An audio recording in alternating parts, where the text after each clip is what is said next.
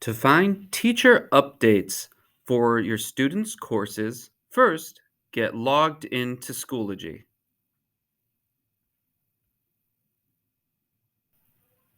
Once you have logged into Schoology, you can see upcoming assignments for your students' classes over here. This is the student activity feed where you can see updates from all the classes and sometimes from the school in general over here. If you click on enrollments, you can see the courses that your student is in or click on courses. And if you click on an individual course,